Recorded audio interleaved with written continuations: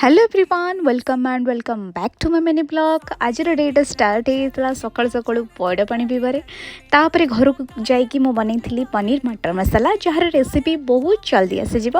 तापर मु पनीर मटर मसाला और भात डाली सहित मिक्स कर खाई ना टेस्टा बहुत बड़ा लगुला। मु फर्स्ट टाइम बनई टेस्ट एत भल लगे जान नी।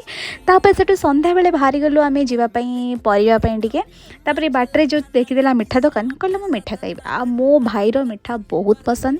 तापर से मिठा खाई सारा पर आम पुणी बाहरी गलु।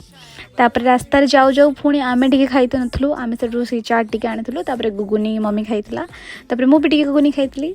तापर मुझे तो फोन धरती मम्मी टी मत खुआईदेला फास्ट बाइट बहुत बढ़िया लगुला। तापर आम हाट को जाकि किछटा परिवा किणा कि कौन आज टी हाट में परिवा टी माने 10-20 टी कम थी से बहुत सारा परिवा आसला। तापर घर को जाकि मु अटा चकुली और भजा बनई। देखा नेक्स्ट वीडियो रे बाय बाय।